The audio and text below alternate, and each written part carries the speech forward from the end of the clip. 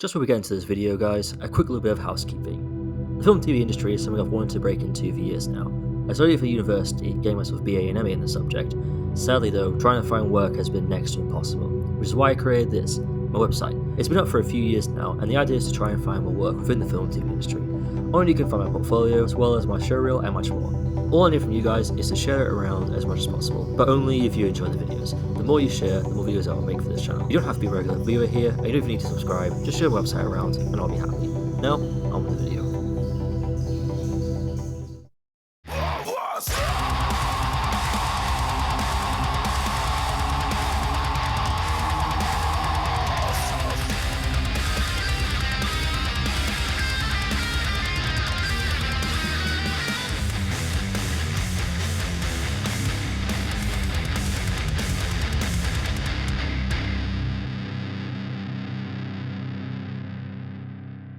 Hello again, everybody, and welcome back to an episode of My Isolation Podcast, one of the greatest media-related podcasts you've definitely never heard of until right now. My name is Connor. Thank you so much for tuning in and making this podcast part of your day, whether it's your morning, your afternoon, your evening, or even just something you want to fall asleep to. And if you're feeling isolated and lonely out there, I really hope this podcast helps brighten your day. And with that being said, let's just jump into it, because today we're going to talk about something I haven't talked about on this podcast for a long time, not since 2024. I think, that of course being Doctor Who, which has a lot has happened to Doctor Who since 2024. A lot of stuff went down during that time after Series 14. I'm still not calling it Season 1 aired. And we are going to talk about it, because why not? Because may as well. Talked about it before, may as well. Before we do that, though, I want to quickly jump into my own personal history of the show. Obviously, started watching it back in 2005 when it came back. And watched it ever since, like from Eccleston all the way up until 2025 when Shooty's last series was aired. I've got there's a whole series I did back in 2023 during the lead up to the 60th anniversary, that you can go watch. I think I did a compilation of it, actually. So if you just want to watch them all in just one big thing, then feel free. But yeah, so what has gone down since then? Well, we had a Christmas special that, of course, being enjoyed to the world. We had Series 15, still not calling it Season 2. Disney dropped out, which was something that was in the ether for a while. It was been rumored for a good long while that Disney might have pulled out of their distribution deal with the BBC and Bad Wolf. We had a spin-off called The War Between Land and the Sea, which I didn't watch because I wasn't interested. I had no interest in watching The War Between. I tried watching it. I didn't give a shit. I didn't think by that point I just didn't give a shit about Doctor Who anymore. And I kind of still don't. Season 15, still not calling it Season 2. Kind of ended things on a sour note for me. I hadn't felt like that after a season. I think not since 2014 when Season 9 finished. Pierre Capaldi's second season. I remember really being, because I hated Hellbent so much, and I still do. I hate that finale.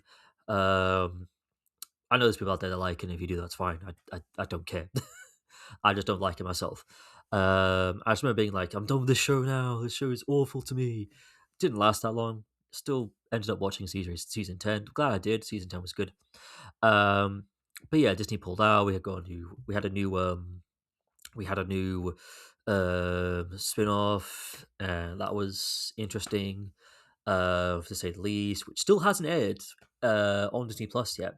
War Between Land and the Sea is still, as I'm recording this anyway, War Between the Land and the Sea has still not aired on Disney Plus, and I don't know why. I don't know if Disney are embarrassed by it. I don't know if they're trying to hide it.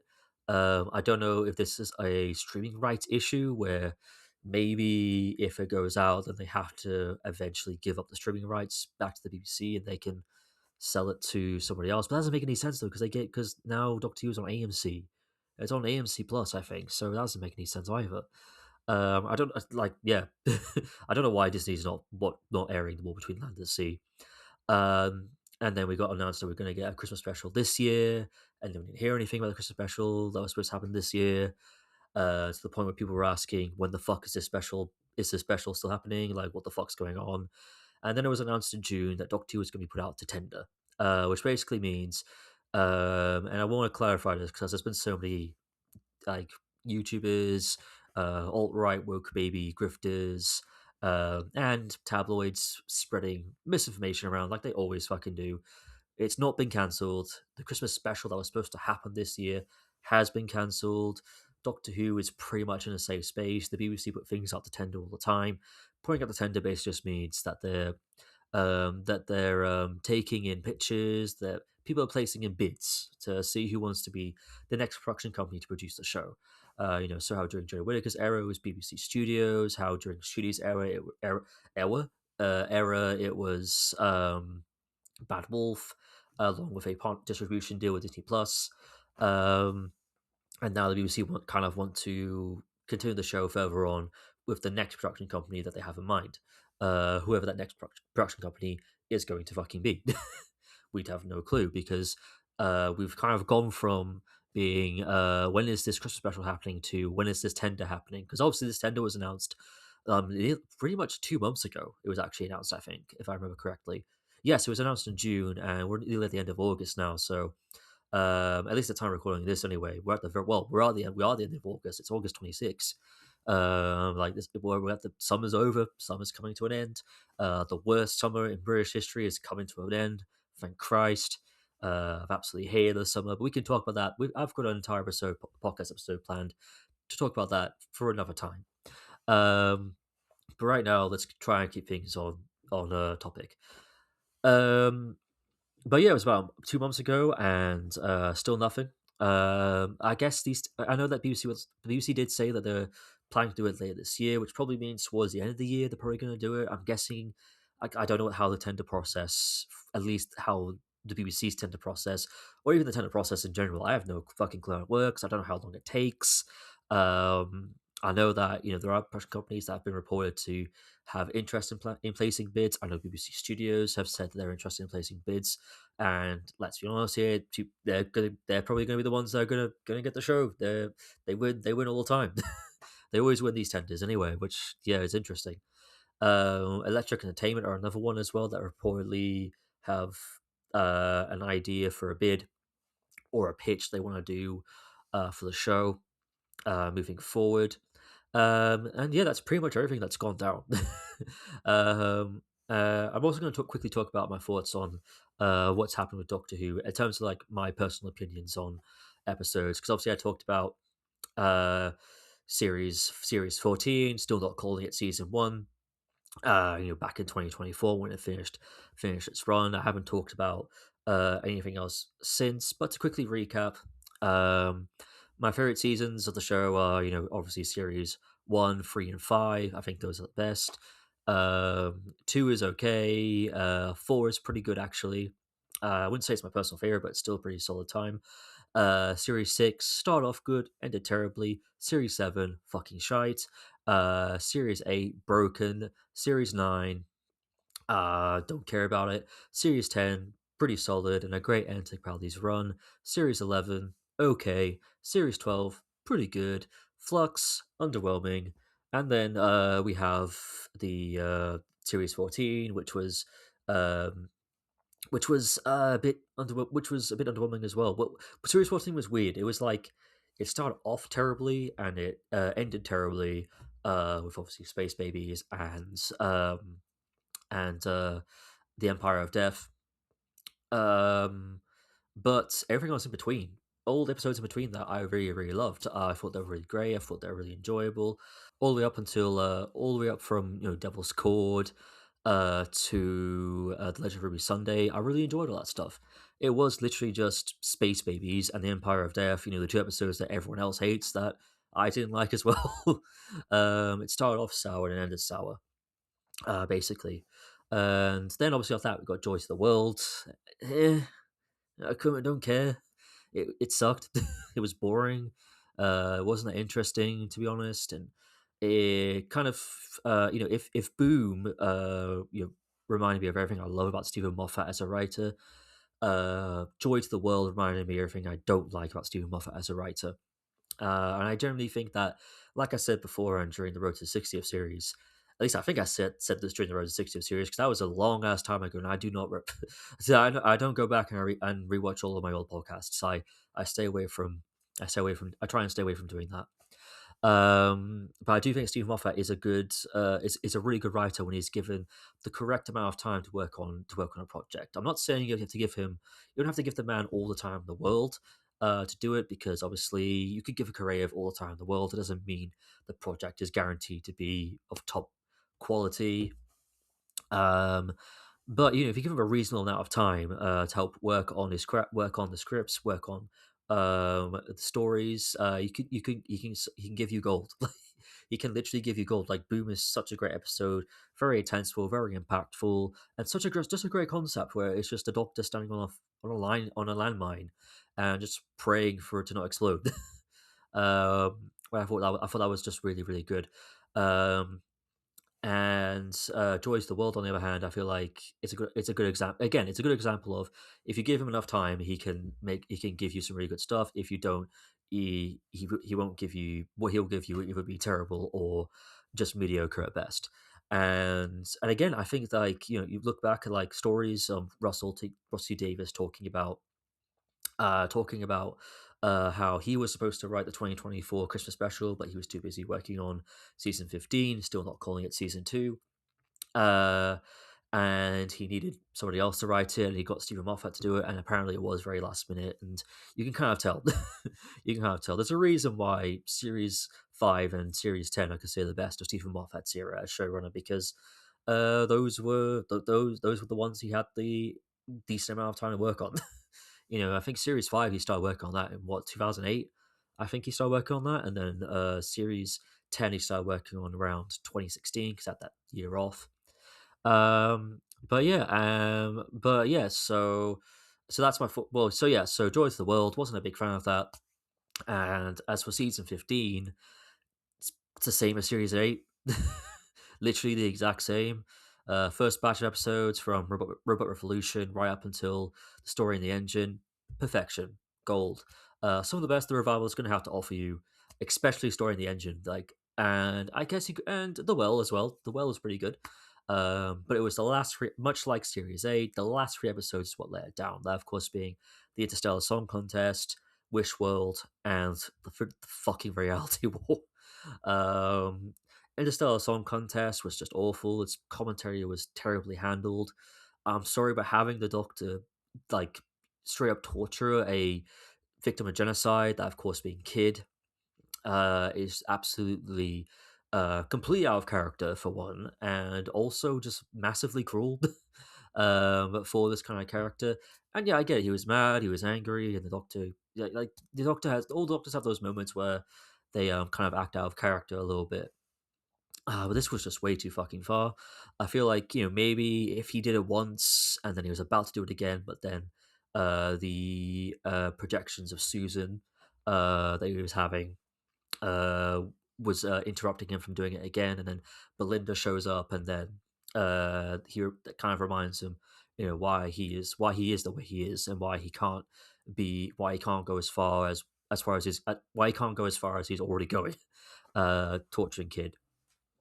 Um, and yeah, it was just terribly handled. It just wasn't interesting either. It was just a very bland, dull episode for me. Uh, Wishworld was okay.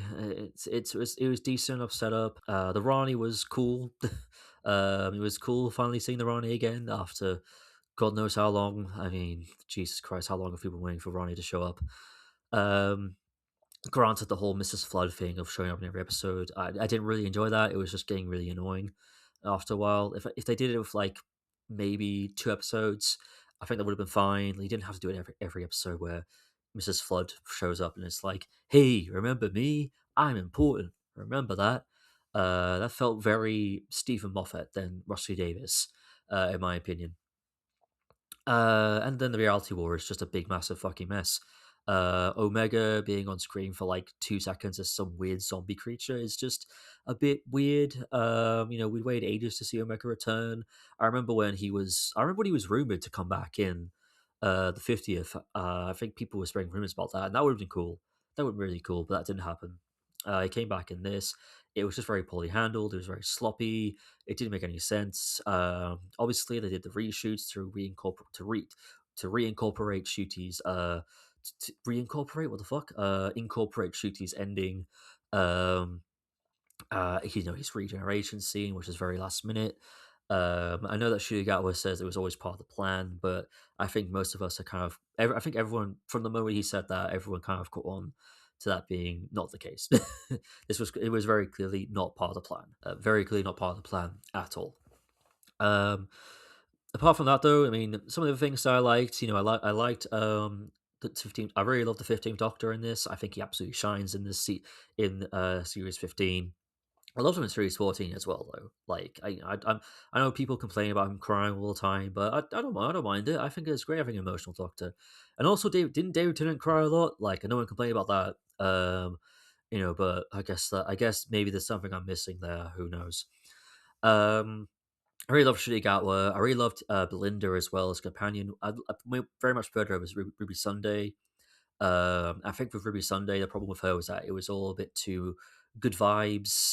There wasn't really that much conflict between the Doctor and the companion. Um, and the problem with that as well, the fact that we're dealing with an 8 episode run, we don't really get time to watch their friendship develop over the course of time. Like, you get Shooty at the end of series 14 being like, "Oh, you made me think about family in a way, talk about family in a way I never did before." And it's kind of like, did you though? Did you really? I mean, we didn't really see that, like didn't really see that at all. To be honest, I mean, maybe if we had a long episode count, maybe, but we didn't really see that.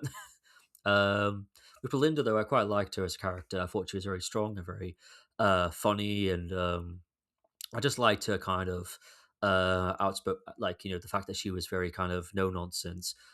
Puts a doctor in his place. I quite like companions that are like that. It sucks what they did to her in the reality war, just locking her in a box and then making her a mother.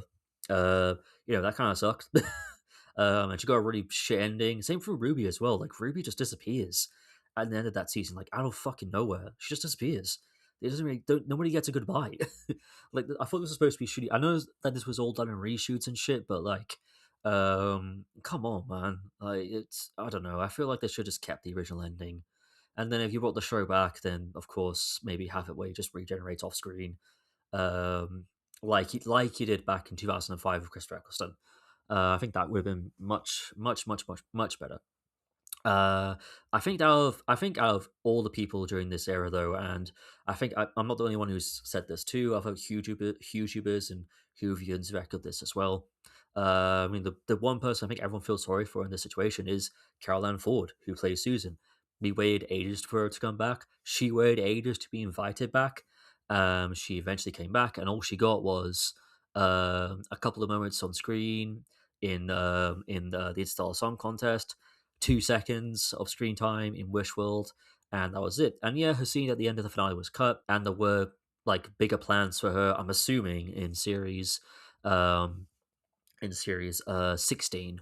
I'm assuming it was going to be. I know that there was an article from Bleeding Cool that was claiming that apparently it was going to be her as the villain, which would have been cool. The Doctor did abandon his granddaughter on a planet somewhere with a human. I want to say a planet somewhere. It was fucking Earth. He abandoned her on fucking Earth with a human husband and everything like that. And human husband probably died, and she didn't. And again, there's a story there for like Susan coming after her grandfather and being angry at her grandfather and everything like that. There's potential there for a good story. I don't know about Rossi Davis writing it though. At least current Rossi Davis. Well, even then, that feels harsh. I mean, Rossi Davis is still a really good writer, man. Um, if you've watched Tiptoe, for example, which I haven't finished it yet, just because not because it's shit. Quite the opposite. It's really fucking good.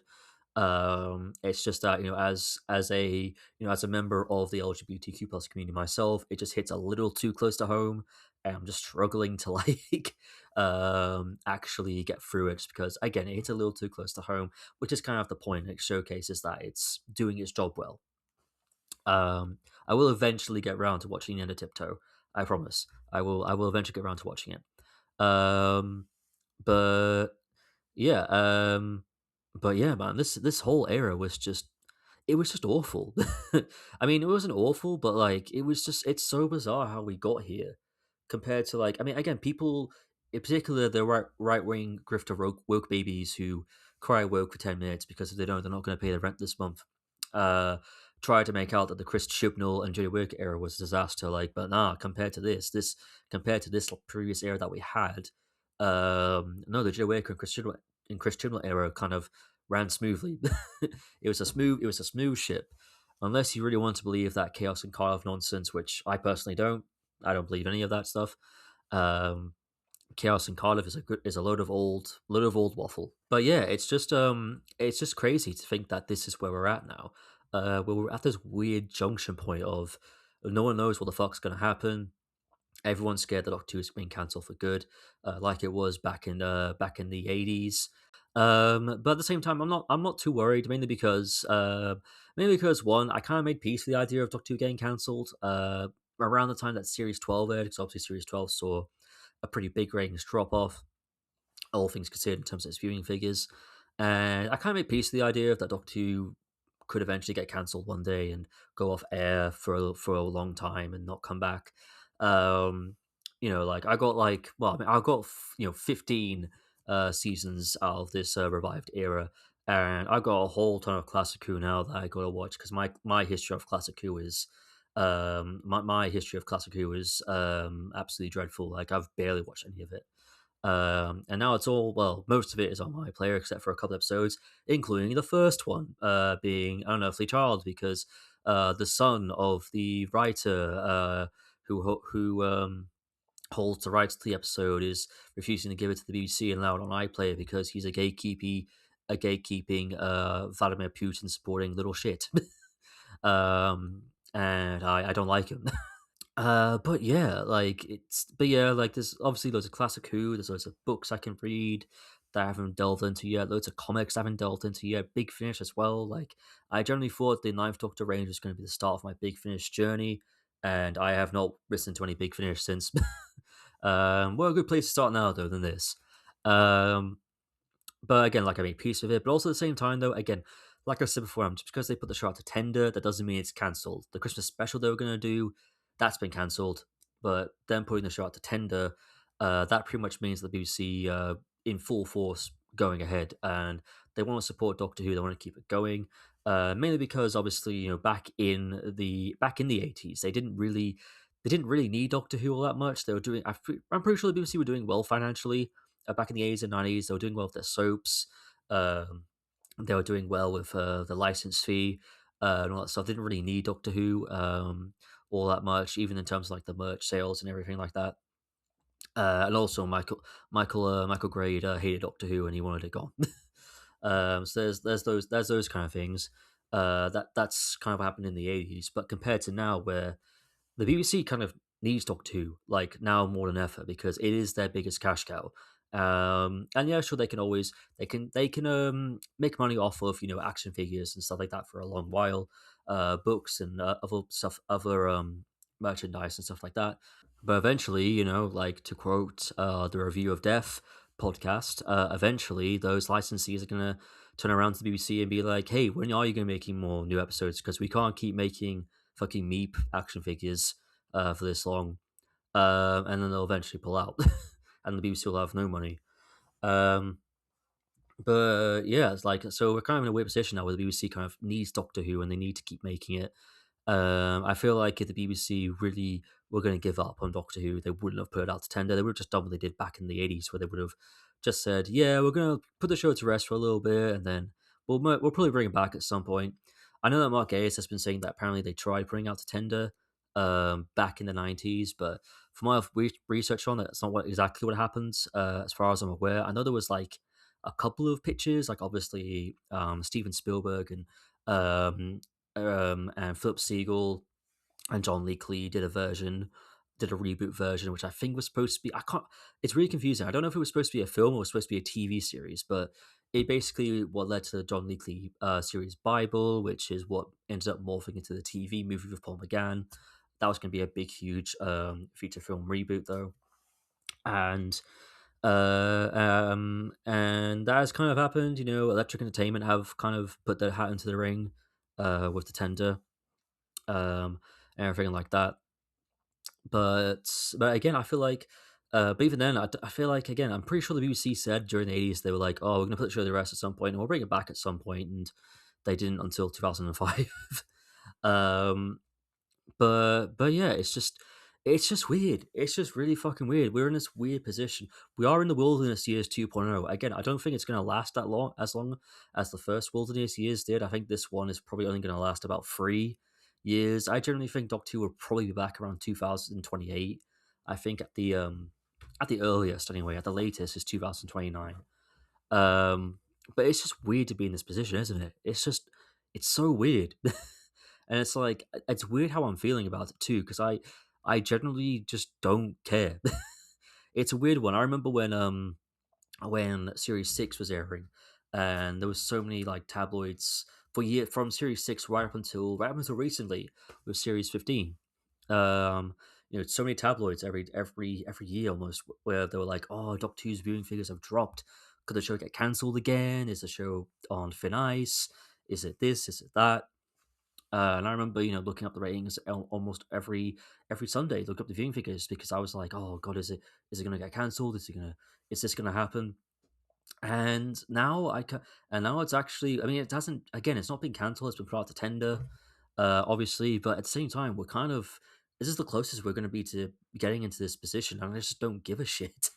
I feel like the reality war really just burnt a burnt a bridge that it burnt a bridge in me that I don't know. Like, I'm sure it'll get fixed when the whenever Doctor Who comes back, whether it's 2028, 2029, or 2045. Who fucking knows at this point? And it's just sad that the Disney and Bad Wolf deal, how sour that turned into as well. I mean, let's think back to 2023. Jodie Whittaker's era had wrapped up with the Power of the Doctor, and then suddenly it's like we get this new logo, we get this announcement that Disney Plus is going to be involved in some way, mainly during Shooty's run. You've got Shooty Gatwa doing videos on Doctor Who YouTube channel answering questions about the character to help with promotion and all that stuff. And you've got this big build up to the 60th anniversary specials. Everyone's excited. Everyone's anticipating the way to 60th anniversary special. The 60th anniversary. The specials air in 2023. It goes all good. It goes all fine. Shooty's first episode airs. Everything looks to be on top of it, and then suddenly out of nowhere, like Series 14 airs, and it just kind of fell to shit. Suddenly, not long afterwards, we're getting reports of Disney wanting to drop out of the distribution deal, that they're holding off on a season on renewing it for Series 16 until they see how season 15 does on Disney Plus, which I think was so stupid, man. I think like if I was the BBC, I would have pulled the plug on that deal months ago, even if we heard a slight whiff of Disney being like, "Oh, we don't know, we're going to renew for a third season. We're going to see how season 2 does. We'll see how it does. And then we'll get back to you." And I don't know, I would have been like, "Nah, fuck that. Like, we're pulling the plug on this now, and we're going to go look for another streamer." Like, nah, fuck that. We've got our main actor's waiting in the wings. He's in demand. You know what I mean? Like, he's getting pissed off. He had to, like, Shigawa had to literally turn down a perfume commercial in Hollywood that would have paid more than his Doctor Who salary because he was basically waiting on Disney to make up their minds about a third season, and he got so pissed off that he left. At least that's assuming. There's probably other reasons why he left. Like, maybe I know he said he was getting tired and stuff like that. Maybe there's some truth to it. There's probably is more things at play here. There's a lot of stuff behind the scenes that I feel like, well, we're definitely not being told. Obviously, you had Russell's really just massively like out of nowhere like statement on Instagram when the tender got announced. Which I'm gonna try and find it. Give me a second. Yeah, I've got his statement up right here. So let's give it a read because this is very, very interesting. To say the least. And so it's goodbye from me to Doctor Who, but hello to a big new future for the show as the BBC announces it's putting the show out to tender. As a result, there won't be a Christmas special. We only cooked that up to guarantee a future when no one knew what would happen. But now we do, so there's no need for it. You'll have to wait a bit longer for a new Doctor Who, but you'll be waiting for a lot more Doctor Who than a one off. So it's worth it. For the record, there was no script, I never wrote it, and no actor was ever approached to play the next Doctor. You may disagree. Fine, sit in that chair and wait to be proven right. You'll wait a long time. Now I'm as excited as anyone to see what comes next. Will they keep the theme tune? Will they lose the blue box? Will they bring back a Doctor Who monster whose name I can't pronounce, so I'm not going to bother trying? It's all up for grabs. Which is so Doctor Who and exciting, unpredictable, and new. Here comes the future. Vwomp, vwomp. Wow. It's still fucking wow. Like, what the happened to Rusty Davis? Like, this is not the Rusty Davis I remember growing up watching in interviews when I was younger. The Rusty Davis I remember was a fully grown adult and acted like one. This came across very. Even when I read it, I don't even think I did read on Instagram. I think I watched Mr. Tars reviews video on the topic. Um, and it just come across so passive aggressive. It comes across like clearly something happened behind the scenes that pissed him off. He's just trying really hard to contain it, but he just can't. It's like it reeks so much of like, oh, I'm trying to be positive, but I'm not actually trying to be positive. It's what's happened here. I know he's got a new autobiography coming out soon that is going to go into detail on what happened. And I hope he doesn't hold back because I want to know. I want to know what happened with this era because clearly something went down during this era that we're not being told about. I know there's like leaks on Reddit and stuff like that, but again, those are Reddit posts, those are Reddit leaks. I don't really fuck with that because that could just be a lot of old waffle. For all I know, for all you know, for all anyone knows, because literally anyone can post anything on Reddit. I remember on Reddit once I was reading a plot leak, I think for the second Venom film, just out of curiosity, because didn't really give a fuck. And then at the very end, the guy posting it saying, "Lol, jokes, this was fake, but you fell for it though." And yeah, so yeah, anyone can post anything on Reddit. Anyone can make anything up. It's really not that hard. Even Rossi Davis admitted himself that they would post like fake fan theories on Reddit. But yeah, man, like what did happen here? Because it is just bizarre. And it really does leave a sour taste. And it leaves a sour taste in your mouth. It really does, especially when you look at Russell's first era, and it went so well. It was so successful, so swimmingly, and it ended on a really good high note. Like I wasn't the biggest fan of the End of Time Part One, or Part Two, but even I gotta admit, it still ended Russell's first era on a really, really big high. You know what I mean? Like, it came out the same year as Miracle Day, Torchwood Children of Earth.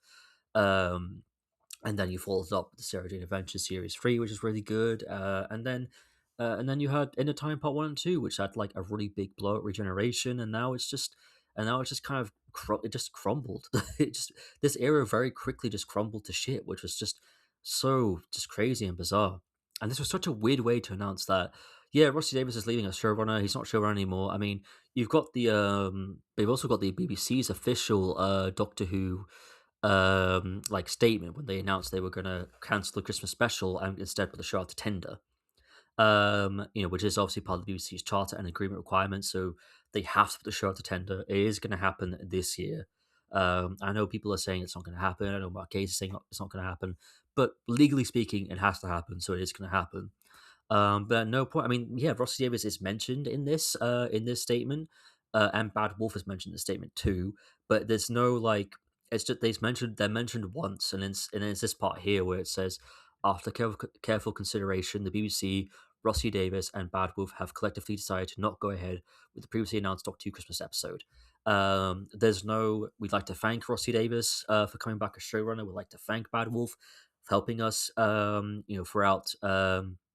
throughout these past 2 years of making the show. They thanked Disney when Disney dropped out. They were like, "Oh yeah, we would like to thank Disney for being such a great partner. Yeah, what a great distribution partner they were for dropping the show after 2 seasons. Yeah, such a great distribution partner." Them. They thanked Disney, but they didn't thank Russell or Bad Wolf. So clearly, this was not a good parting of the way. That pun was not intended, but it now is. But no, yeah, this was not a good parting of the ways. Like this is something happened here, and I don't know what it was. I mean, you can try and piece stuff. We can try and piece stuff together. What happened, all we want to. But at the end of the day, it's going to be really fascinating to read just Russell's new autobiography and hopefully find out once and for all what actually happened here, because I'm fascinated with this whole stuff. I mean, eventually we found out what happened behind the scenes of, the classic era, especially towards the end of the classic era's run. So we'll definitely find out what happened during Russell's second reign as showrunner. But it does suck. It sucks. It really does, because like, Russell Davis brought the show back in 2005, and like I said, Russell's behavior throughout this entire second era has been really off as well. Like, he's been acting, he's comes across really childish, and he's been rambling on about, oh, I need to generate content, and it's just like, what?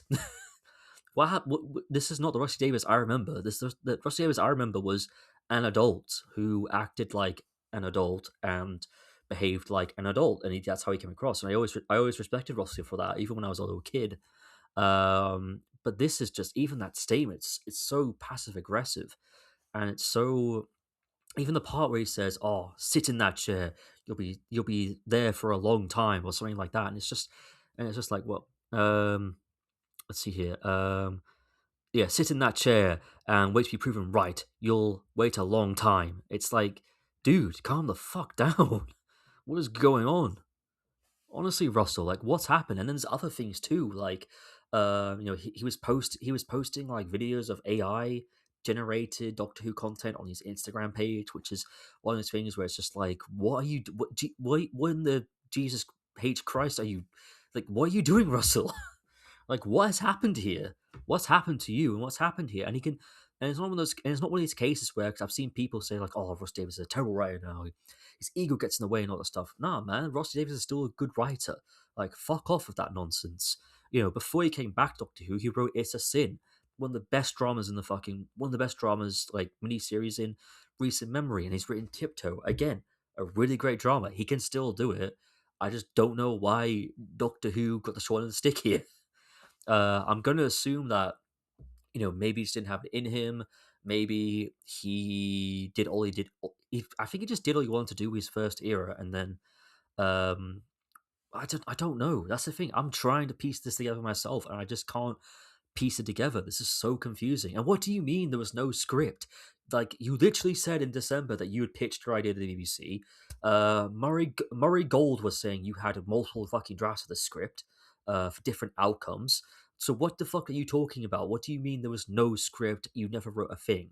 And there is more like conflicting stuff. Like, again, Mr. Tar's Reviews was saying in his video on this subject that he had heard around March that Ross Davis hadn't written a single word. Crispy Pro was saying a couple of months ago that he had heard that Russell had been sacked since 2025, which again, this is very conflicting reports. And now you got Murray Gold saying one thing, you got Russell saying another. It's just like, where's the fucking clarity here? I don't know what the clarity is. And it's just like, what's happened? Like, what happened here? I cannot wait to read Russell's new autobiography, because I just want to know what happened. Like, what do you mean there was no script? And that's not even to get into the Billy Piper situation as well. Like, I mean, I wasn't a fan of it when I saw it. Like, I thought it was absolutely one of the worst things I'd ever. Not the worst thing I've ever seen. That's me being over dramatic, but you know what I mean. It just wasn't. I remember the moment I saw it. Literally, the only two words that came out of my mouth were "oh fuck right off," because like, why? Like, I'm fine with you bringing back David for the 60th anniversary. Fine, it's 60th anniversary. You have to do something. I get it. Chris didn't want to do something with Jodie for the 60th. You have to do Ross. Yeah, I get it. I really do. Bring him back for the 60th, whatever. But the fact you bringing Piper back as well, it makes it look like an exclusive club. And it goes against, again, David Tennant coming back went against what the show is about, which is, it's about change, it's about renewal. It's not about going backwards, it's about going forwards. And sure, yeah, the 60th anniversary specials did it, but at least they had a point. At least they were trying to make a point of the Doctor, at least the incarnation from regenerations 1 to 14, or how many are how fucking more are there now? Because obviously we've got John Hurt's Doctor, we've got Joe Martin's Doctor, we've got the Timeless Child nonsense as well. Um, we've got too many fucking many. So we'll just say Regeneration 1 to 14, because why not? Okay, Regeneration 1 to 14, he's there. He wants to chill, he wants to relax, he wants to wind down. He's been running ever since. That's why I got the face back. That's fine. Makes sense. We can work with that. I can fuck with that. I can fuck with that. Yeah, I can fuck with that. But then you bring Billy Piper back at the end of Reality War, and it's just like it doesn't make any sense. It feels desperate. It feels needy. It comes across exactly like when you know Robert Downey Jr. showed up as Doctor Doom, got announced as Doctor Doom at Comic Con 2024. It's that kind of level of desperation. And don't get me wrong, I've eventually warmed to the idea of him playing Doctor Doom. I'm sure he'll be fine. Like again, that was one of those things where it got announced. I reacted. We all reacted. And now that's come. But now there's come. But at least with that, at least with him becoming Doctor Doom, that's actually come to fruition. We started seeing it in action more with trailers and stuff like that, and I'm starting to get slowly excited. I'm actually starting to get hyped for him as Doctor Doom. I'm actually excited for seeing it. I want to see what they do with it. And maybe the Billy Piper thing could have been the same thing, but from leaks and like Reddit posts and speculation, even things that Billy Piper herself has said, nobody knows who the fuck she was even playing. They didn't even announce her as a doctor. Even at the end credits, they just put introducing Billy Piper, and that was it. Just Billy Piper. Like, is she playing herself? Did Billy Piper, the actress, just like fall into the TV and just regenerate into the Doctor? Like, what the fuck? And now we're not going to see that. We're not going to see that come to the conclusion. Not that people actually wanted to see it. Nobody wanted to see it conclude. But again, maybe if they actually filmed it, maybe they got an idea for it. Maybe if they had started showing people like trailers and speculation and talking about it, like maybe people could have gone on board with the idea. You know what I mean? Like again, like sometimes it takes a while. You got to see something in action before you can actually it's that old saying, you should see it in action before you judge it, blah, blah, blah. You've heard all that before. Um, but we're never going to find that out. We're never going to find that out. And, oh, man. And it's like, I get it. Like, there's reports that say that she did it as a favor to Russell. Even recently, she was at a con and she basically gave an answer that where she was kind of like, I don't know how to answer it. I don't like answering questions like this. I'm pretty sure at one point in this con, she said, and I quote, "I hate this," which I guess is one of those things where maybe she is just getting tired of being asked about it when she herself didn't even know who the fuck she was playing. She didn't know it, and then Rossi Davis didn't know it either. That's the thing. Like I was talking earlier about Susan being like a villain for series 16, and maybe Susan could have been the boss, but again, like we're never gonna find it out, and maybe Russell didn't even plan it out. You know what I mean? Like this feels very it's kind of like what happened in the Stephen Moffat era. This feels very like we're gonna make this up as we go along. Like that's pretty much how Stephen Moffat like do you know what I mean? Like that's how he operated when he was showrunner. It was just we'll just make it up as we went along, and be fine. And that's what Russell did as well. And it's just this doesn't make any sense. What do you mean there was no script? Your composer was literally running around telling people you had multiple drafts. This whole era has just been a fucking mess. This was supposed to be the comeback for Doctor Who. This was supposed to be its second golden age. And I guess we'll have to wait another couple of years for that to happen. If it ever happens again. If the show even comes back. Which I think it is going to come back. Don't get me wrong. Because again, you watched the rest of I think there's the podcast. The rest is entertainment, and Richard, who's one of the hosts, he goes into a bit more detail. He's a bit more in the know, talking about how I think the idea was that originally they were going to do a special, put out to tender in 2029, but then I think with everything they were going through with Trump and all other drama, they were like, no, we got to put this out to tender now, and we have to get this out now. We have to get it out straight away. We have to get this out as soon as possible because this is our biggest cash cow. We need the money. We need the money. Let's love the money. They need money. And yeah, and maybe that's what pissed him off. Like maybe he was about to plan it out, and the BBC said, "No, we're going to put out the tender instead," and maybe that's what annoyed him. But I don't know, man. Like this area is it's a mess. It's all a mess. This is just one big, huge mess of an era. and that's just sad. So let's look into the future, or if there is a future, who knows at this point. Uh, so yeah, Bad Wolf's out, Disney's out.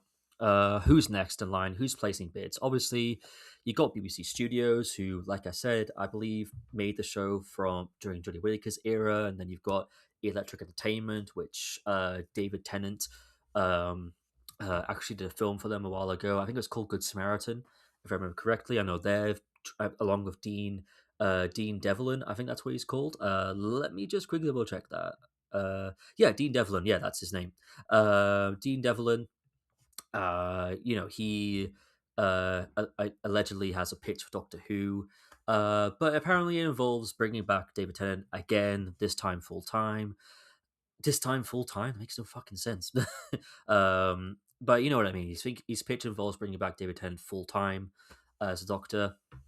Whether this is the 14th Doctor again, or if this is um, a completely different thing. I have no clue what it's going to be like. Again, this is just rumor and speculation, though. Nothing has been completely confirmed. At least I'm not aware anything's been officially confirmed or anything like that. But if that is what his pitch is, and that is what the BBC goes with, I am watching that. I'm not watching David Tennant come back again for a third time. Okay, this man, like, I love David Tennant. First of all, I love David Tennant. Love him as an actor. Love him as a doctor. I get it. He's popular. He's fantastic. He's absolutely brilliant in the role. Like, there's a reason why people get giddy and excited whenever he comes back as his character. But like, this man has come back to this role so many times. He came back for the 50th. He came back for the 60th.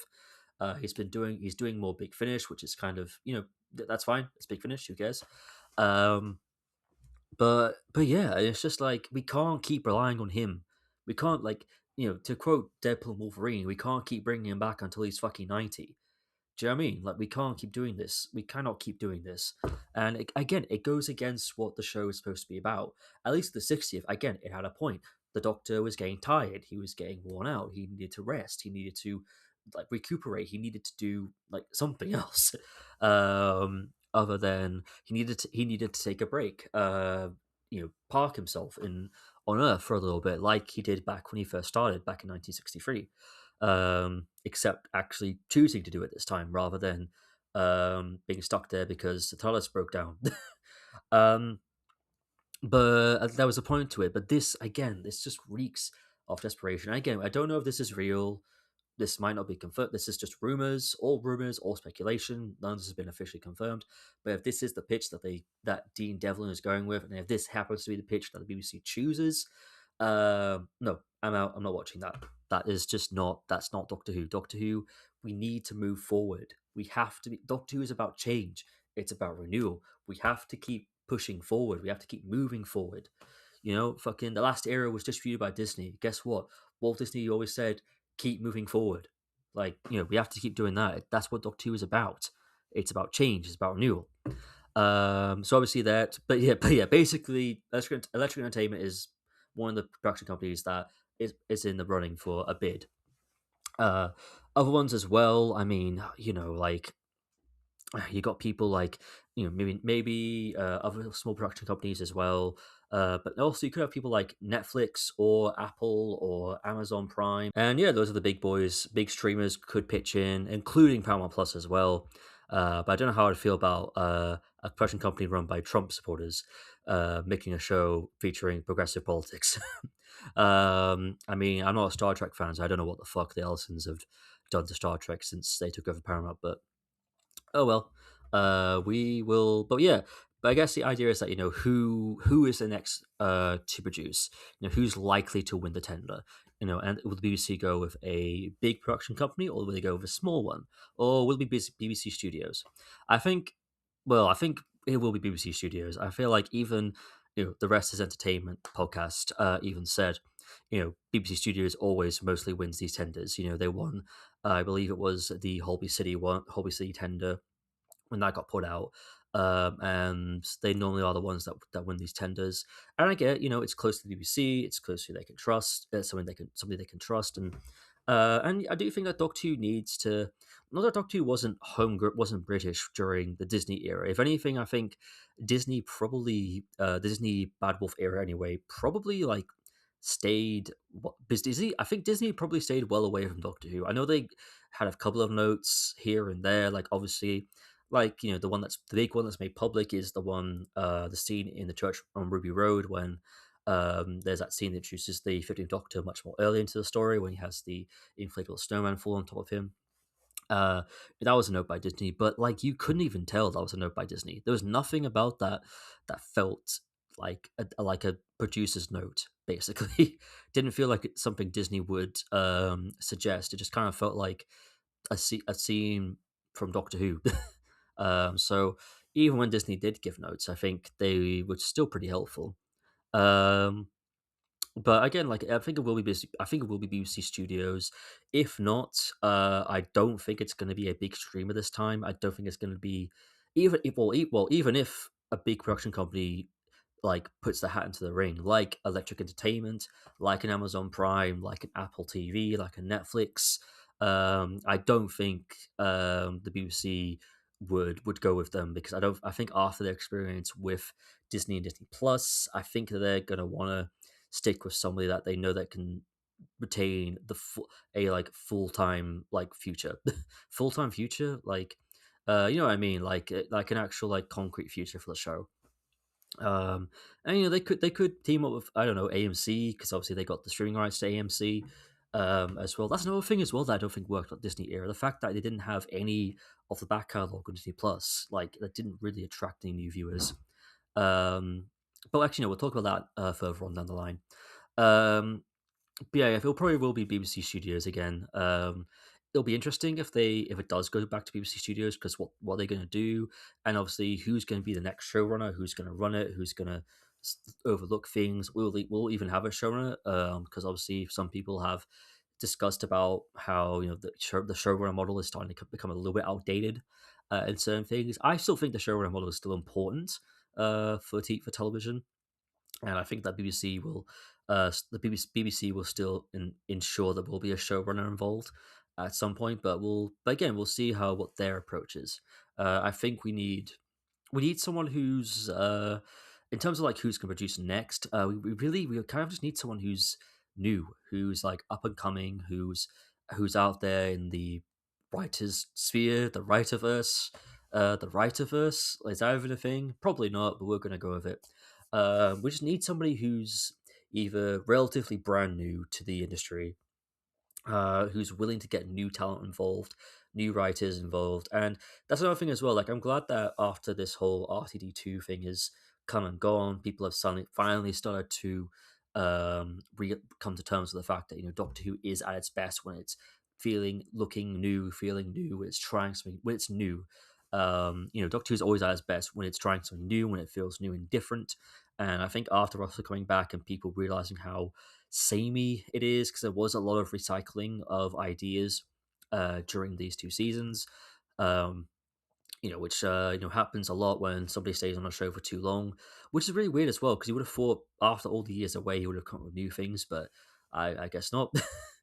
um, so we either need somebody really, really brand new, like into the industry, who can get new talent involved, like how Russell was when he first brought the show back in 2005. He was an up and coming writer. He was fresh faced, fresh off the success of Bob and Rose, Queer as Folk, um, and I think a couple of other shows as well. And he wanted to bring back Doctor Who, and he did, and it was all well and lovely. And I think we need that. We need that again. We just need someone who's new. We need a new. When I say we need a new producer or a new showrunner, I mean someone new, like like a new person who, again, maybe not like this is maybe not somebody who has this as their first show, because I think that'd be a bit too much pressure for someone to take on, but definitely someone who's like fresh faced, up and coming. They've done a couple of TV shows now. I haven't got anyone on my mind at the moment, but I know there's people out there right now in the showrunner verse, writers verse, whatever you want to call it, who are probably gearing up to put in their pitch for the tender, who have an idea of of the show and when they want, how they want to bring it back, when they want to bring it back, how they're going to handle things. Yeah, basically, in terms of the new showrunner, it's got to be somebody new. I mean, again, you could get somebody who's a bit more experienced, a bit more established. Like Sally Rainwhite, for example, is someone who has been like in the topic of conversation amongst Doctor Who fans for years now, ever since Jodie Whittaker was announced to be going as a show as no, ever since Jodie Whittaker and Chris Chibnall were announced to leave as showrunner. She was in a conversation for ages, but I doubt she'd want to do it, to be honest. I mean, if she didn't pick it up after they left, she's not going to pick it up now. Even if the BBC even approached her to do it, because again, like yeah, there were rumors on Reddit and stuff, but again, you can't really believe those. Got to take those with a grain of salt. But I do feel like that she probably would say no, and a lot of people probably would say no. This is the thing about Doctor Who. Doctor Who is a show where everyone wants to write for it. Like everyone wants to write, that one episode, one here and there, but nobody wants to run it. It's like a ship that everyone wants to be a crew member. Nobody wants to be the captain. Everyone's kind of like, I'm perfectly fine staying in my little position station thing. I do not want to be captain of this ship. Or like, it's like running a cafe or a restaurant, and everyone wants to be a team member. Nobody wants to be a manager or supervisor or any higher up, because they're perfectly fine staying in their own little bubble of like stuff.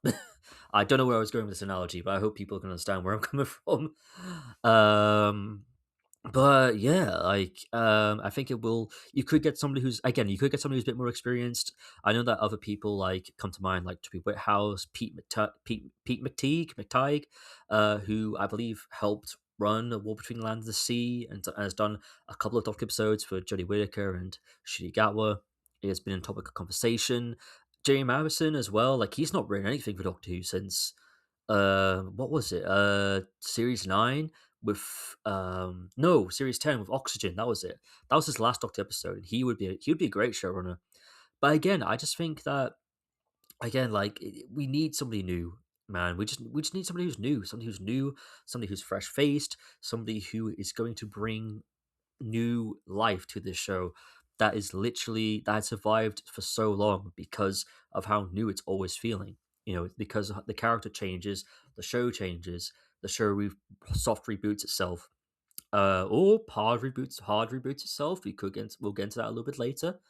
Um, and but yeah, that's literally it. We just need new people. That's basically it. We need a new production company, a new show, and new people. New, new is always better. I know people don't like it. I know people like to make out that new is bad, but no, man, new is always better. It's gotta be new and fresh. And Doctor Who is one of those shows that can survive on that. It's not like The Simpsons, where that show ran for so long that it just feels old and tired, and you can't really reboot it. You can try new things with it, but ultimately it's just going to feel old and tired. You're going to start recycling like old ideas. Because of the premise of Doctor Who, the fact you can be this is a character who can be anyone, anything, any face, be anywhere in any time or any planet, any different kinds of space, and the fact that it's sci-fi as well, is remarkable in that kind of premise. That's a premise for a show that can go on for a long time. That's why it ran for 60 years. That's why classic Who ran from 1963 all the way up until 1989. Was that when Survival led? I think it was 1989. That's why it came back in 1996 with a TV movie. That's why it came back again in 2005, and it kept running for another 21 years. Like, this is a show that can literally survive just because of its premise. But people seem to miss the point that you need, for in order for that to work, you've got to swap people out. It's not just there's always this misconception everyone has where everyone's like, "Oh, just swap out the actor and it's fine. Just swap the actor out. It's fine. Just change the actor. We could. No, you have to change everything and everyone. You have to change every writer, every producer, even like composers, or yeah. There's some people you don't have to change, like camera assistants, sound ops, foley. Foley people, Foley artists. That's it, Foley artists, and even like VFX people, but like the big people at the top making all the big main creative decisions, like directors, writers, producers. You've got to swap those out every couple of years, along with said actor. I think that's the thing that people don't seem to understand. Um, people like you've got to keep the show feeling new and fresh. That's literally, and in order for that to happen, you need the show. You need to get new people. Like look at the like fandom itself. Look at the Doctor Who fans. Look at people like Confused Adipose, Hoovian Chaser. They're doing their own Doctor Who things, their own fan films, their own audio adventures. Um, and they're absolutely fantastic. That like they're new, they're fresh, they're like interesting ideas and concepts that that the main show itself hasn't even touched before, and it's just like these are the people that should be running the show. If anything, I know this. I know people say like you shouldn't get fans involved and stuff like that. But again, we just need fresh talent, fresh faces. Even if you have to make like I don't know, like a traineeship or something, like they did when they brought back Waterloo Road after 8 years. That's another reason as well. But people keep harping on about, oh, they're never going to bring back Doctor Who. Doctor Who's never coming back. The BBC literally brought back Waterloo Road after 8 years. If they can bring that back after only being away for 8 years, because Waterloo Road ended in 2015, like it wasn't put on hiatus for 8 years. It ended, and then they brought it back. If they can bring that back after 8 years, they can bring back Doctor Who. Like, come on. Like, again, there's a chance the tender might not happen, and or if it does happen, nothing comes of it. But again, very different position BBC is in. It's gonna happen, and something is gonna come of it. I can rest. We can rest assured. That can be assured. Um, but yeah, basically, we just need new talent. We need new people. Everything's got to be new. New look, new composer. Like, yeah, just new. New is always better, especially when it comes to Doctor Who. Because Doctor Who, I've said this before, and I'm gonna say it again. Doctor Who is always at its best when it's trying something new, when it feels new, and it feels fresh. And maybe sometimes the new thing doesn't work out always, but you know what? You can at least like give them credit for trying something different. That is literally it. No, it's and yeah, let's get off this topic. Let's move on to something else. One of the other bullet points on my notes list. Um, let's talk about the tender itself. When will the show actually be back? I've said beforehand. I am suspecting at the earliest 2028, at the latest 2029. I've got a rough timeline idea of how I think things will play out, but this is just speculation. This is not like I don't have sources. I have nothing. I'm just some random 31-year-old man in the middle of Yorkshire making a podcast because it's a really fun hobby and I really enjoy doing it. Uh, and you can't take that away from me. You can't take that away from me. Um, but yeah, but I have a rough timeline of where I think the show will come back. I think this tender, judging by the looks of things, will probably happen now in September. Maybe towards the end of September, maybe early October. I believe probably the BBC are waiting for people to get their pictures ready so that when they put out the brief for the tender and they make it public, they can just immediately be swarmed in with like emails from people who have pictures ready to go, ready to send, like ready to be like, I can imagine there's production companies out there, producers out there who have email drafts saved up with a little like PowerPoint presentation or whatever they're using to pitch this idea to for them, like ready to go, ready to send. Again, if that's even how the tender process even works. Again, I don't know how it works. I am not aware how the tender process works, but again, I can imagine them waiting. Maybe that's the reason why it's taking so long. Maybe they're just waiting for people to get their pictures ready so they can just send them straight in and they can just take a look, call people back, be like, right, come up, come pitch it to us in person. We want to hear more, expanded ideas. And yeah, and that's how the process will probably go down. I think the results of the tender will be announced on Doctor Who Day, so November 23rd this year, 2026. And I think they'll announce the results of the tender, who's producing it, along with who the new showrunner is. They won't probably announce any writers or directors or even actors because that is way too early for that. But I definitely think it'll be around something that's going to happen on Doctor Who Day. I think that'll be when they announce the future of the show. And then around springtime of 2027, that's when we start getting more announcements. That's when we find out who the new Doctor is. That's when we find out more who is going to be writing certain episodes, what the episode structure is going to be. That's when we're going to find out more information about the show and how this new vision is going to work out. And then I think around probably September of 2027, that's when they're going to start filming. Because again, this is the BBC's biggest cash cow, and the whole again, according to the rest is entertainment podcast, the whole reason why they cancelled the Christmas special and decided to put out the tender now was to get the ball rolling, to get us in production as quickly as possible. And I feel like with this being the BBC's biggest cash cow, again, they're going to want to produce this thing as quickly as possible. They want to try and get this in production as fast as they can. So I think like late summer, early autumn of 2027, that's when they'll start filming it. And then I think they'll likely air it around the end of 2020. They'll definitely air it in 2028. And when I say 2028, I mean the end of 2028, as in we'll be going, as in we're going right back to the October, early December air date that we had during Jodie Whittaker's first two seasons of the show. I don't think we're going to be doing the spring to summer schedule anymore.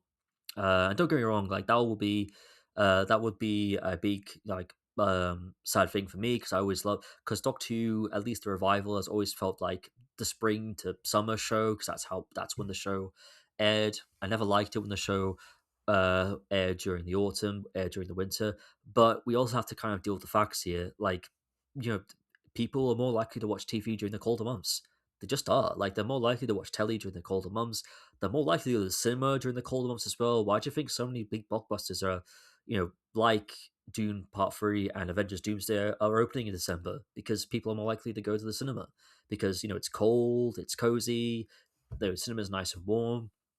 Although that heat wave did cause a lot of people to stay inside. So, who knows?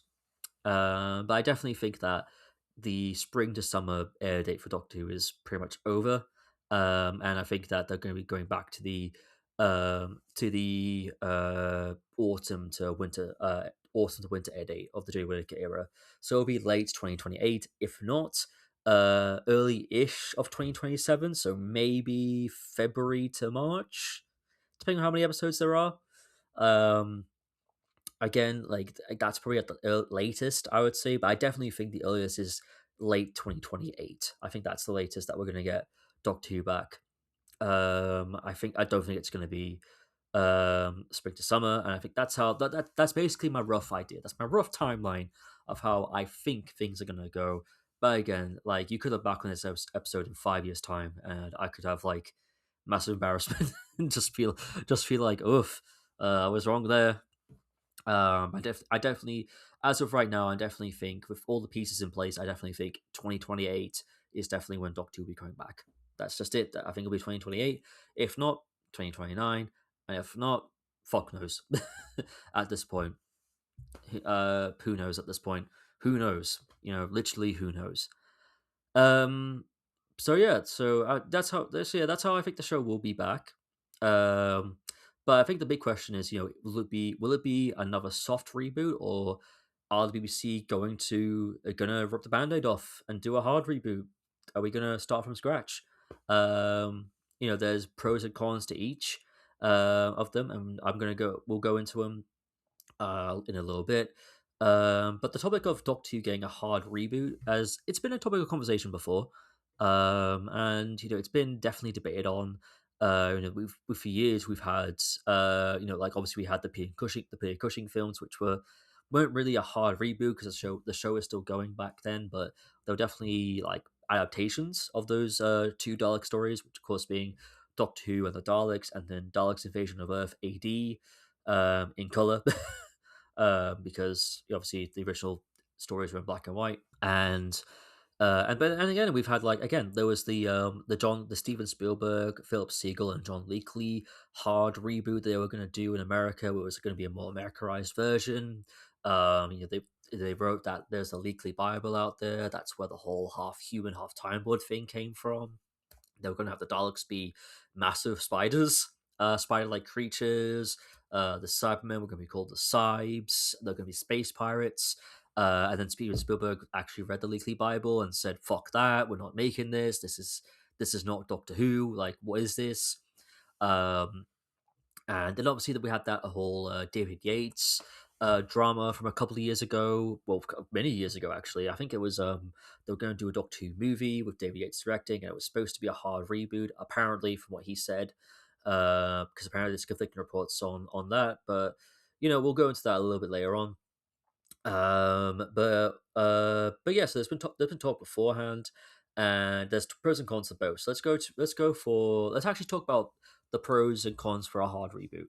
The main pros, of course, being that you're starting from scratch. It'll be easier to get new fans on board. You don't have to worry. You don't have to completely worry about the baggage. It's not like a 2005 situation where Russell kind of cut ties to the baggage, only to slowly reintroduce the baggage back as the years went on, bringing back old villains and stuff like that, to the point where the baggage kind of became a problem again. Particularly, especially with later on down the line with his second era as showrunner, and so you don't have to worry about any of that stuff. You can start again, start from scratch, have completely new villains, reintroduce all villains for the first time with fresh new ideas. It's an endearing concept, to say the least, of doing a hard reboot that starts from scratch. And you can cast anybody else as a doctor. You haven't got any of the baggage from other incarnations. This would be the first it's a new incarnation, but it's the also the first incarnation as well. And you can make the Doctor a mysterious figure again, which has gone slightly ruined as the revival has gone on. I'm assuming that a hard reboot might lead to a bigger budget, maybe, and you could have it look cool. um, you could try new things. Like, I know that the Sound and Scope podcast guys, they were talking about how if they were to hard reboot the show, they would have it where the TARDIS community circuit actually worked, and then at the very end of the series, it gets stuck in the phone box shell, the phone box disguise as well. That could be something really cool. That could definitely be really magical. Actually, I think that could be really cool. And it is something that fans, a couple of fans, not all of them, but some fans have started to become more intrigued with the idea of them doing a hard reboot. They just have. Not all of them, obviously, but some people have started to become more kind of fascinated and more interested in the idea of what if we did just start again, like from scratch, completely starting from scratch, and you keep the Doctor a mysterious figure again. Um, you reintroduce him to a whole new audience again. There's no baggage, there's no nothing, and yeah, that could be cool. But on the con side of things, I mean, a hard reboot could go irredeemably wrong. There's so much stuff that could go wrong. Like, they could make lore changes that people people don't like. They could make, and because it's a hard reboot, it's not like when the main continuity did a change. They could just go back and retcon it. Like, this is a hard reboot. This is you're resetting the precedent for the show, for the franchise. So kind of that's why when a hard reboot, or a remake of something, like, makes a drastic change from the source material, kind of people get a bit upset with it, because obviously, like, that's it's stuck. You can try and retcon it, but you can't really. Compared to Doctor Who's kind of soft reboot, where, like, I don't know why, but but in the main continuity of the show, like, if they tried something else and changed something, they could always just retcon it and go back and walk back on it. Like the Daleks, for example, they changed series 5. They changed the Dalek designs to the I think it's Paradigm Daleks, the Paradigm Dalek designs, and then eventually, people didn't like that design, and also they looked cool. I think Stephen Moffat said himself where they looked cool in everything else except for the show. They looked really big in the show. They looked really big. They looked really fake. They looked like they were made out of plastic. Um, and the different colors, they popped, but not in the best way. The gold bronze design definitely um, was a lot better. And don't get me wrong, the one as bad as say, the Leaky Bibles Dalek redesigns, which were giant fucking spiders, which looked absolutely horrifying. It looked like a good horror villain. Like maybe if you had an episode where the Doctor went to a parallel universe and met the parallel version of a Dalek, and it's a big spider, that could be cool. But to have that be like your main continuity Dalek design, yeah, like those are the kind of decisions for a hard reboot that I think people get scared of. And I think that's why people, and there's something about where when it's a hard reboot, doing a big drastic change, it feels kind of permanent. It feels stuck. It feels like you can't go back. You have to kind of move forward with it. Again and again, like a lot of fans, like, while I've said a lot of fans have become intrigued with the idea of hard rebooting Doctor Who, I think there's still plenty of fans out there who aren't that keen on the idea still. There's a lot of people out there who say, like I've stuck with this show for 63 years now. Well, you're gonna just throw all that continuity away from that. You're gonna throw that whole legacy away as well. Which I think there is which yeah, that's valid. That's a very valid reason. There is a lot of continuity to Doctor Who, and there's a lot of history there, and there's a lot of legacy that goes involved with that. And yeah, there is a big risk of you like kind of cutting it off and then just binning it and starting again, and maybe borrowing different elements here and there, um, and stuff like that. And then there's a big chance that if it fails, and if it doesn't succeed, then what next? Like what do we do next? Do you hard reboot it again? Do you walk back and go back to the original continuity again, uh out of desperation? Like what happens if this hard reboot is not the success that you hope it is? And then that's a really big possibility too, because obviously we've seen hard reboots like not succeed or get cancelled eventually. We saw the Amazing Spider-Man franchise, that was a hard reboot that got canned after a second film. There was that 2016 Ghostbusters film that was a hard reboot, that didn't go anywhere, and they instead just walked back to the original continuity with Ghostbusters Afterlife. There was that RoboCop remake they had back in, what was it, 2014, 2015, I think. um, and that didn't go anywhere. And I think eventually they were going to do a fifth RoboCop film with the original actor, but it got canned. Uh, but I think it was Neil Blomkamp that was going to make it, but yeah, that didn't happen. But yeah, there's always that chance that the hard reboot couldn't might not work, and then obviously you got the difficulty of actually trying to explain to people this is a hard reboot. Like people might get a bit confused and be like, "What is this? I thought last time I saw the Doctor, they were regenerating into Billy Piper, like, and now they're Tom Hiddleston or whoever the fuck. Like, what's going on? Why are we? Why is Doctor acting like they've never seen Daleks before? Like, what's going on here?" And there's a chance people might get confused and think it's a continuation of the original series, depending on like if enough time hasn't passed since then. Um, but then obviously you got the other side of things, which is being and then a bit. And then obviously you've got the idea of, is it actually worth hard rebooting it? Because obviously Doctor Who soft reboots itself every 5 years or so. It starts again every 5 years or so. So some people would even question, why bother hard rebooting it, starting from the very beginning if you're not going to. Um, which yeah, that's also valid too. The show constantly soft reboots itself as well, and yeah, that's a good concern. And speaking of which, let's talk about soft reboot right now. Let's talk about it right now. Obviously, cons. You've got the main continuity. You don't have to worry about reestablishing things. Well, I mean, you do, but not to like a big extent that you would be if it was a hard reboot. You've got things you can just pull from the continu already existing stuff. You've already got the big fan base on board with it. It's a lot easier to just soft reboot it again with a new actor and new creative team, rather than doing a hard reboot and having to come up with a new whole new identity for the show. Not that the show wouldn't have a new identity when it came back under a soft reboot, but obviously it would feel more prevalent if it was a hard reboot, because obviously with a hard reboot you're starting again from scratch. You're starting again from the very beginning. so would there be any of that pressure? It would be easier for them to handle.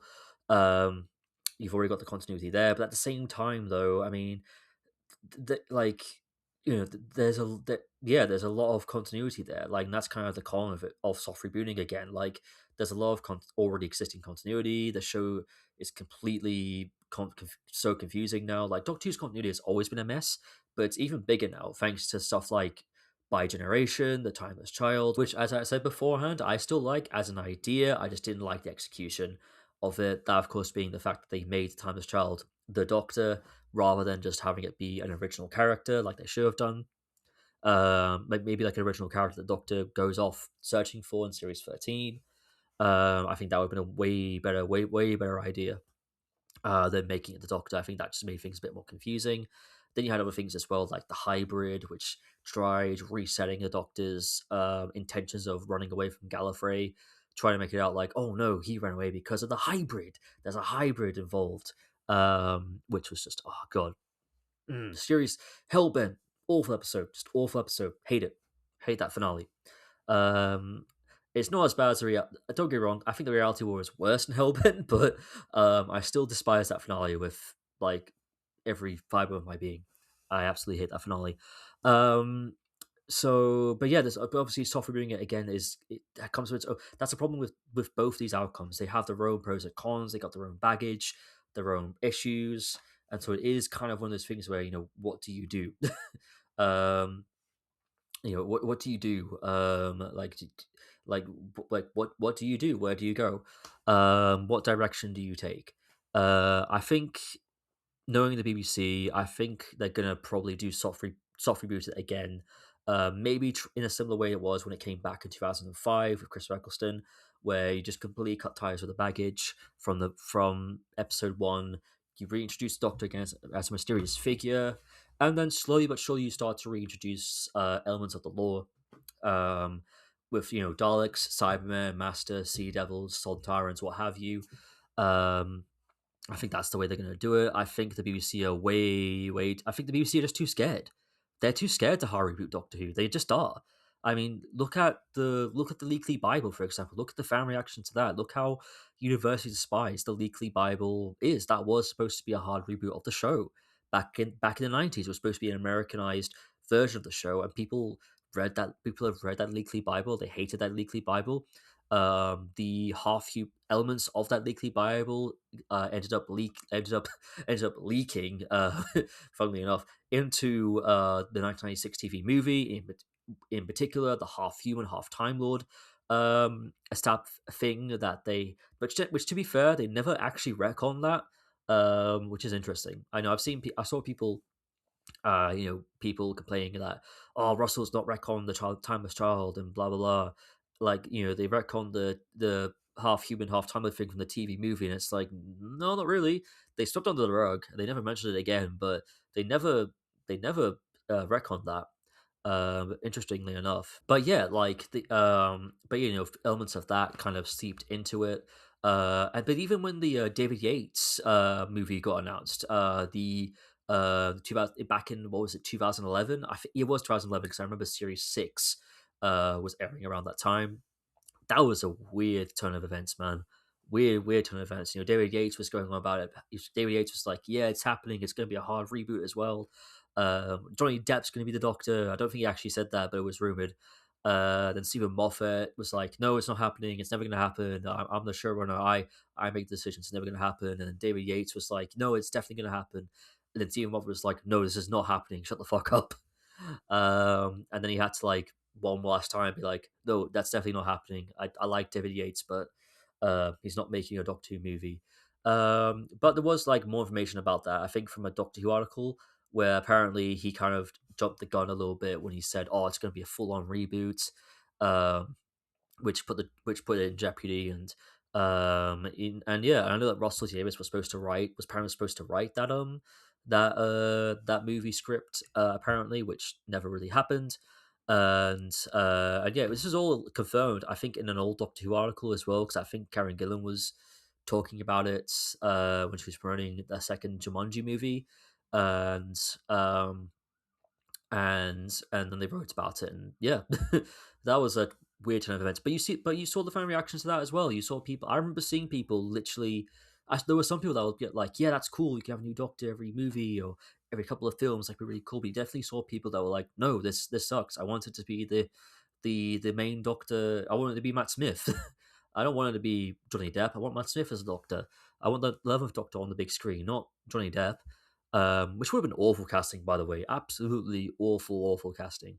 Like this being the 2010s, this would have been the time when he was, constantly playing Captain Jack Sparrow in like every film he was in. And this that would have just been the same thing. It would have just been Doctor Who, but with no, it would have been no, sorry, it would have been Captain Jack Sparrow, but as a Time Lord. That's literally how Johnny Depp would have played it.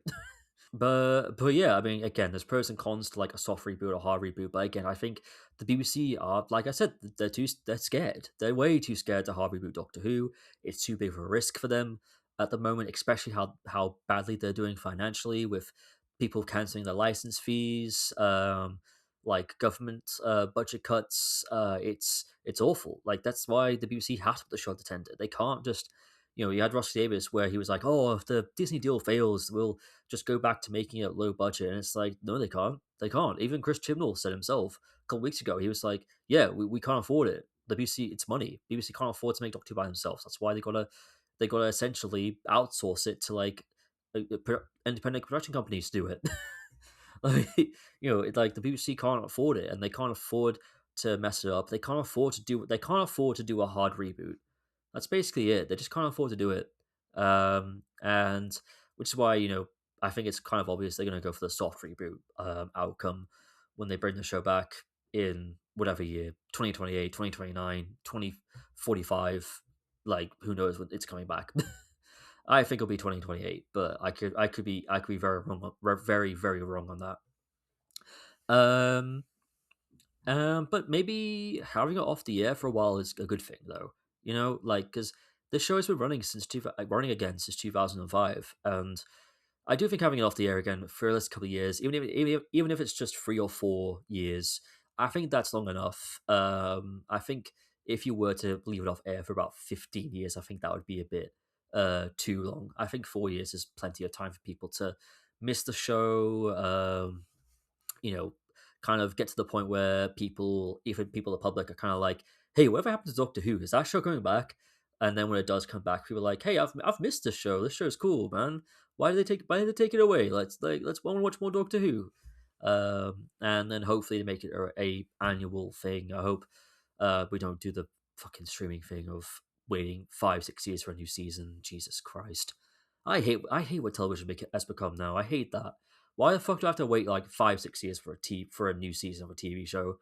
Like, I know people say like, "Oh, but they got to focus on the quality of the scripts and stuff," and it's like, fuck that. Before streaming, we had shows that came back literally every year, and and most seasons of that show were pretty good.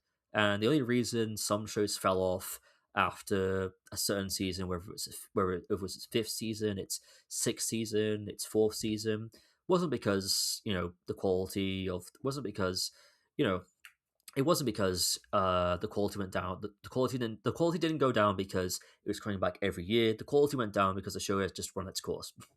Like that's just it. Why do you have to wait? Why do you have to wait fucking 5 years for a new show? Look at the Bear, man. The Bear, for example, that just wrapped its last season. That show came back every year. I'm pretty sure it came back at like 5 years in a row, annually, consistently.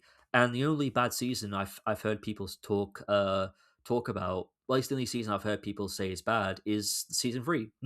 I've only heard people talk badly about season three, and the fact that just one season is bad compared to like the other four is it's remarkable. And again, it shows that you don't need long ass breaks. You don't need them. Like, they're not needed. And I hope that when the show comes back, like, we're not waiting fucking years for that. But I do think the show being off air is a good thing. I think it's a good thing. I think it is a good thing. I know I'm repeating myself, but yeah, I do think it's a good thing. We need to give people time to miss the show. We need to give time for people to just be without Doctor Who for a little while. Like, even me, like, I'm burnt out on Doctor Who now. Like, I love Doctor Who. Don't get me wrong, but I mean, like I said, I'm in a position now where it's going to be off air for a while, and I don't care. I don't give a fuck. Like even when it went on one of its like gap years back in the day from 2009, 2016, 2019, 2022, and 2023. I missed it. I was like, yeah, I can't wait for Doctor Who to come back and be an annual show again and all that good stuff. And now it's going to be off air for a while, and I just don't give a fuck because because it ran out of steam. It ran out of momentum. It ran out of new ideas primarily because we got an old. It was being run by an old showrunner who left like years prior because for whatever reason the BBC just couldn't find a new showrunner. Whether that was because of and whether that was because of them not finding the right person or whether people just didn't want to do it because like I said, Doctor Who is a show that people want to write for it, but people don't want to run it. Basically, they want to be a writer, but they don't want to be a showrunner. They don't want to be a producer role. They just want to write a story for it. Maybe get out a couple of drafts of a script and then call it a day and then move on to something else and maybe run their own show. um, but being having it off air, I think is a good thing. The last thing I want to touch upon, because this was a rumor that went around again Reddit recently, which again let's take this with a grain of salt because it's Reddit. We don't know if this is true. Where allegedly several movie studios have reached out to the BBC in regards to producing a Doctor Who movie. And this is kind of an interesting part of the discussion where again, it could Doctor Who kind of go kind of the similar way that Star Trek went back in the late 2000s and early 2010s, where we had the Kelvin timeline movies with Chris Pine, Zachary Quintantino. I think he's called him Quentin Tarantino for a second. Zachary Quentin Tarantino. Wow, that's a mouthful. No, Zachary Quinto, that's his name, who played Spock. Zachary Quinto, Zoe Saldana. Um, and other actors that were involved. Could we, because that series ran for a couple of films, and then they eventually brought Star Trek back with Star Trek Discovery back to TV, and it was back in the original timeline as well, because obviously that movie trilogy was set in an alternate timeline. That's why it's called the Kelvin timeline. Um, could the BBC do something similar where maybe they do finally just bite the bullet and make a Doctor Who movie, and maybe that's how they do the hard reboot thing? Because I wouldn't mind that personally. Which is kind of what David Yates was kind of on about, where the show and the films coincide with each other, like his hard Doctor Who reboot coincides with the show. They're both separate entities, but separate continuities. And it's not like they haven't done that before. They did that with the Peter Cushing films. The Peter Cushing films were coming out like alongside with the show as well. And when the show was still on air, the show was still running. I think the William Hartnell era was still going strong when those two films got made. And they're not part of the continuity in any way. I know there's been attempts to make them part of the continuity. Like I know that the novelization of Day of the Doctor, I believe, established that uh, the first two companions, they're Ian and Barbara. That's it. Ian and Barbara sold their story to a movie studio. The movie studio decided to make a movie. William Hartnell got to pick who actor he wanted to play him, and that of course being Peter Cushing. I know there's been attempts to try and like canonize it in some way, but at the same time, though, I think it's better they just keep them separate. And yeah, I wouldn't mind that all that much if I'm going to be honest. According to this leak, I think it's from a user called Omega 21. Um, and he was saying that apparently, like Sony have expressed interest. Which, to be fair, that is true. Sony, because Sony obviously got hacked back in 2014, and there were emails coming out that they would express massive interest in making a Doctor Who movie. Obviously, the BBC at the time said no, we've got an 8-year plan. We don't need to do a movie at this point. But apparently, according to this, Warner Brothers have reached out as well. WB could be interesting, but then again, they're going to get brought out by Paramount soon, possibly. I mean, or I don't know. The Warner Brothers Paramount fucking merger is an absolute, much like Doctor Who itself. It's an absolute mess. It is not like the Disney Fox merger where that was just smooth sailing, except for like one bumpy road of Comcast trying to come in and steal it, like steal Fox away from Disney. No, the WB one is a massive. It's a massive like mess, really big mess actually. Um, so who knows if they do it as well.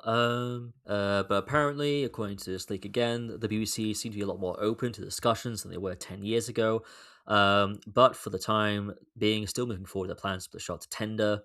Sony has gone as far as to list creatives that they believe would be perfect fit for piloting the movie, including Paul King, Edgar Wright, Danny Boyle, Phil Lord, and Phil Lord and Chris Miller.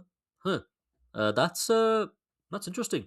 Um, I guess after Project Hail Mary, yeah, I can fuck with that. I can fuck with um you know um Phil and Chris Miller doing a Doctor Who movie. Like, why not?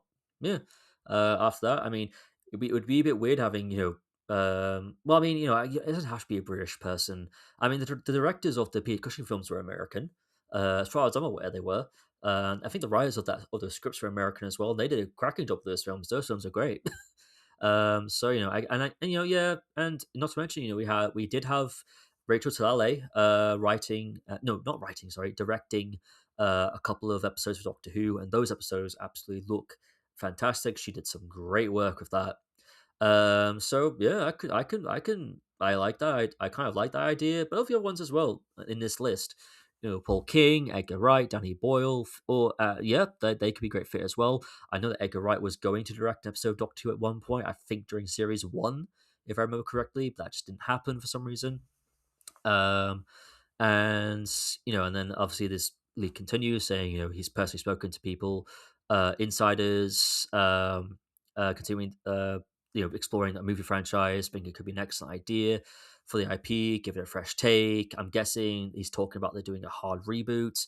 um as well. But to be fair, though, as one, the current landscape of big movies, like Masters of the Universe, Power Rangers, Mortal Kombat, Dungeons and Dragons, Uncharted, not making Uncharted. I thought Uncharted was a big box office hit. I didn't. I thought Uncharted did pretty well. I know they're not moving forward with a sequel, but I thought that was just mainly due to its critical reception and not its box office. But again, like, this is a Reddit leaker, so we have no clue if this is true. If he actually has sources, I could go on Reddit and I could post this anonymously. Like, it's not hard, like, to post a fake leak on Reddit. Like, it's not hard. So we have to actually take this with a grain of salt. But there have been talks about them doing a film, and they could do something similar where it is like like what Star Trek did, where they do a film, maybe do a movie trilogy for a couple of years, and maybe they bring it back to telly after a couple of years, set in the original continuity, and they're ongoing side by side by each other. I mean, that could be cool. That could be a cool idea. I don't know why my hand keeps hitting on the table, but we're just gonna roll with it. I think that could be a really cool idea, but I think the time for that has passed. I think you had your shot during the late 2000s and late 2010s to do a Doctor Who film, regardless if it was in continuity with the show or a hard reboot. And I think that time has kind of passed. And I can't really see a Doctor Who movie being that successful at the box office. I mean, yes, don't get me wrong, we've had episodes that have had cinema releases that have been successful at the box office. Don't get me wrong, but I mean, you're talking about like an episode being shown, given like a 1 day screening, given a 1 day screening. They had the 50th anniversary special, which did make money at the box office. It was number 2 at the UK box office, just under Hunger Games Catching Fire. Um, but then again, I mean, they tried repeating it with Peter Capaldi's first episode, and that didn't make a lot of money. It didn't end up in the charts whatsoever. I know they did that. They gave Deep Breath, his first episode, a cinema release, and it didn't do very well box office wise. But again, the Shooting Out ones have done good box office wise, sold out in cinemas everywhere when they were airing. But again, that's just like an episode shown once in a movie theater. That you're talking about a theatrical release shown over at least a period of 3 months. How much money can a Doctor Who movie generate in that time? And I don't think it's there. I don't think the interest is there for a Doctor Who movie anymore. Again, if you did this in the 2010s or in early 2000s, or even back in the 90s when the show first got canned. Like, because there was loads of Doctor. Like, that's the thing as well. Like, people have this idea that Hollywood has some interest in doing a Doctor Who movie, but Hollywood is interested in doing a Doctor Who movie. It just never works out. There was there was a book released during the 50th anniversary that went into all of the unmade Doctor Who movies that happened that didn't happen. There was ones that I think that Tom Baker was going to come back to at one point. There was one where Michael Jackson and Bill Cosby were going to be the Doctor at one point, which yeesh. So glad that neither of those panned out. I think it was called The Unofficial Guide to Doctor Who at the Cinema. The book. I haven't read it myself. I kind of want to read it. Like, I kind of want to. I've always been tempted to buy a copy and read it just to see what kind of cinematic like things almost happened with Doctor Who. Like, Leonard Nimoy, who actually played Spock in the original Star Trek show, was going to direct a Doctor Who movie at one point. Like, that was on the table. That was gonna happen, and it didn't happen. So again, Hollywood is interested in doing a Doctor Who movie. It just never works out. And again, I can see movie studios kind of, because obviously they're running low on IPs, they're running low on other things to adapt into films, and I can see them wanting to do it. I can definitely see WB or Sony being like, this could be our Star Trek or our Star Wars or our this and our that. Uh, but again, I don't think the interest is there. I think you had your shot to do this back in the 2010s or the early 2000s. The BBC didn't take it, and if they are open to more discussions, cool. But again, I think the time for a Doctor Who movie has passed. I think the time for a Doctor Who movie has passed. It'd be cool if they did it. Like, did they try doing something similar to the Kelvin timeline Star Trek films? That could be interesting. But the time has passed, man. It's passed. I think just stick to, and some things just gotta stay on TV. Doctor Who doesn't need a big feature film. It really doesn't. Just stick to it on telly. Just have it stay on television. It'll be fine. And yeah, everyone, that is it. Talking about Doctor Who for the first time in 2024. When was that? 2 years. First time in 2 years, and probably the last time in a good long while before anything happens with the show. Because yeah, again, I have my own personal timeline of what could happen, like I said earlier, but we'll just have to see if that plans out. If that pans out. um, yeah, man, it's gonna be again. I'm not particularly fussed about Doctor Who being off air now. I don't care. I've lost my momentum for the show. I haven't lost my love for the show or anything, but like, I just don't. I'm not as upset as I thought I would be if Doctor Who was ever to go off air. Not that it's been cancelled or anything. Like, it hasn't. But it feels like it though, doesn't it? It's a weird feeling. It's not been cancelled technically. Like, the Christmas special got canned, but the show itself hasn't. But it feels like it. It feels like it's been cancelled, and it's weird how I am just not bothered by it. I don't care. It's just how little of a shit I give. But I guess that kind of showcases what we're dealing with. Um, but yeah, everyone, that is it. That is it for me talking about Doctor Who on this podcast for a good long while until the BBC get off their ass and do something with the show. But thank you all so much for tuning in to this podcast. Like I said beforehand, whether it's been your morning, your evening, your afternoon, something you want to fall asleep to, thank you so much for making this podcast part of your day. And if you are feeling isolated and lonely out there, I really, really do hope this podcast helped brighten your day just that little bit more. Because we all need that brightness in our lives. We really do, especially with Doctor Who going off air for what will seem like a very long time. There's no brightness if Doctor Who is off the air. But yeah, everyone, thank you so much for tuning in, for listening, and as always, I will see you whenever I see you next.